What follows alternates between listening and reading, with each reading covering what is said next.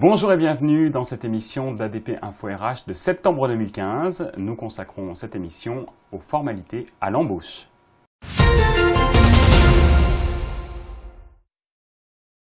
C'est le mois de septembre, c'est la rentrée des classes et c'est aussi l'occasion pour nous de faire le point sur les formalités liées à l'entrée d'un nouveau collaborateur dans l'entreprise. Au fur et à mesure des années et suivant le rythme des évolutions législatives, l'embauche d'un collaborateur s'est enrichie de formalités administratives qui vont bien au-delà du contrat de travail. Dans cette émission de septembre d'ADP Info RH, petit récapitulatif sur les obligations pour l'employeur.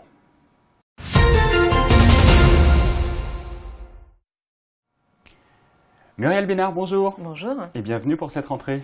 Merci. Alors traditionnellement, nous symbolisons l'embauche d'un collaborateur par la signature d'un contrat de travail. Or, même si cet acte garde aujourd'hui beaucoup de sens, ça n'est pas la seule obligation pour l'employeur.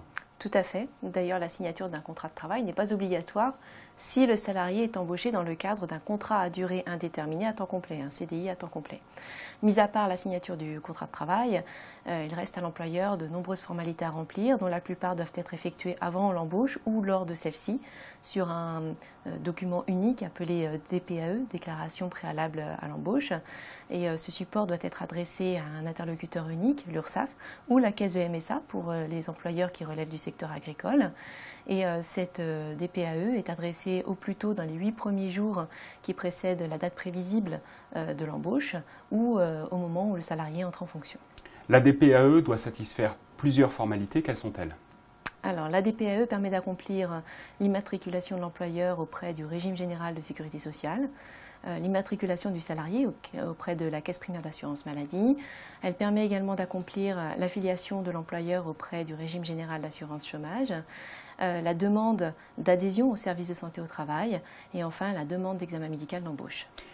Outre la DPAE, quelles sont selon la loi les autres formalités auxquelles l'employeur doit se conformer ? Alors, les formalités restantes sont pour la plupart réalisées postérieurement à l'embauche. Il s'agit d'inscrire le salarié dans le registre unique du personnel, de l'affilier auprès de l'institution de retraite complémentaire, ainsi qu'auprès des institutions de mutuelle et de prévoyance. À ce titre, avant l'adhésion ou lors de celle-ci, l'employeur devra remettre au salarié une notice d'information établie par l'organisme assureur. Aussi, le salarié devra être informé des éléments essentiels de son contrat de travail, de la convention collective applicable et du fait qu'il va bénéficier tous les 2 ans d'un entretien professionnel. J'ajoute que dans les entreprises proposant un régime soit d'intéressement, de participation ou encore d'épargne salariale, tout bénéficiaire devra recevoir lors de la conclusion de son contrat de travail un livret d'épargne salariale présentant l'ensemble de ces régimes. Enfin, sauf si l'employeur a opté pour la DSN, la déclaration sociale nominative, les employeurs de moins 50 salariés sont tenus d'adresser à la DARES, qui est la direction de l'animation, de la recherche et des études statistiques, la déclaration des mouvements de main-d'œuvre, la DMMO.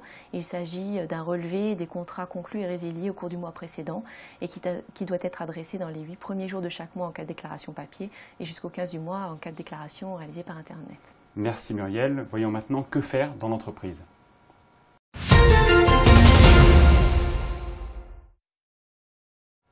Muriel, une fois que l'employeur a réalisé toutes les formalités que vous venez de citer, quelles sont les prochaines étapes pour lui ? Alors, l'employeur devra remettre une copie de la DPAE au salarié ou une copie de l'accusé de réception délivrée par l'URSSAF ou la caisse de MSA. Cela dit, cette formalité de remise est considérée comme satisfaite dès lors que le salarié dispose d'un contrat de travail écrit accompagné de la mention de l'organisme destinataire de cette déclaration, à savoir l'URSSAF ou la caisse de MSA. De plus, l'employeur ne doit pas oublier de procéder à la visite médicale d'embauche avant l'expiration de la période d'essai. À noter que si l'intéressé est soumis à une surveillance médicale renforcée, c'est notamment le cas pour les salariés handicapés ou pour les mineurs, cette visite médicale doit avoir lieu avant l'embauche. Enfin, l'employeur doit également organiser l'information et la formation à la sécurité du nouvel embauché. Alors vous parlez d'informations, quelles sont celles que l'employeur doit concrètement porter à la connaissance du salarié ? Alors, l'employeur lui indique l'horaire de travail, la durée des congés, l'adresse et le numéro d'appel de l'inspection du travail, mais aussi du service de santé au travail et des services de secours d'urgence. Il lui indique également le règlement intérieur, l'intitulé et les références de la convention collective applicable dans l'entreprise et du lieu où elle peut être consultée. Les consignes en cas d'incendie, Il lui indique aussi le texte de loi relatif à l'égalité professionnelle entre les femmes et les hommes. Enfin, il lui donne les coordonnées du service d'accueil téléphonique qui répond aux demandes d'information et de conseils en cas de discrimination, ainsi que les conditions de saisine du défenseur des droits. Concernant les stagiaires maintenant, est-ce que l'employeur a les mêmes obligations pour eux? Alors l'employeur devra inscrire son stagiaire dans une partie spécifique du registre unique du personnel. En revanche, il n'a pas de DPAE à réaliser pour un stagiaire. Le stagiaire a un statut bien distinct qui doit justement ne pas être confondu avec celui d'un salarié titulaire d'un contrat de travail. Alors outre ces obligations, je vais maintenant vous demander votre avis d'expert. C'est notre prochaine rubrique.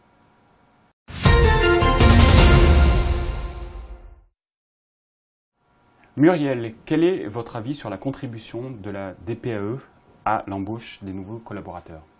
Alors, même si le dispositif de DPAE a permis de simplifier grandement les formalités liées à l'embauche, il reste encore à la charge de l'employeur de nombreuses informations à transmettre aux collaborateurs. Aussi, en pratique, que le collaborateur soit embauché dans le cadre d'un CDI ou pour une durée plus courte. Aussi, en pratique, de nombreuses entreprises se dotent d'un livret d'accueil reprenant l'ensemble de ces informations qu'elles remettent aux collaborateurs lors de son embauche. L'idéal serait de prévoir un moment avant la fin de la période d'essai pour échanger sur ces informations contenues dans le livret d'accueil. Enfin, malgré ces dispositifs de simplification, DPAE, livret d'accueil, il reste encore quelques obligations liées à des situations particulières.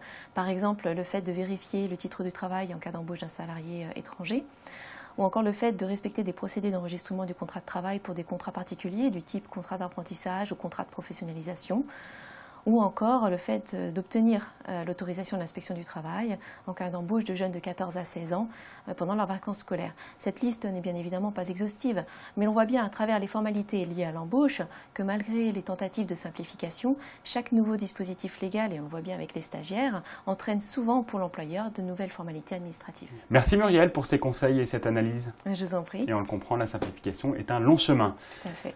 Avant de se quitter, voici ce qu'il faut retenir de cette émission.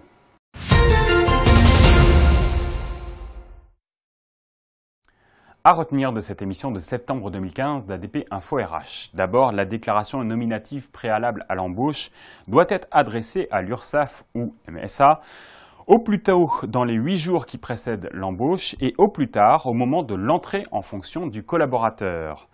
Après l'embauche, vous devez enregistrer le salarié dans le registre unique du personnel, l'informer des éléments essentiels de son contrat de travail et de la convention collective applicable dans votre entreprise. Enfin, n'hésitez pas à faire figurer dans un livret d'accueil l'ensemble des informations obligatoires à transmettre au salarié à son arrivée. C'est la fin de cette émission. Merci de l'avoir suivi. Au revoir.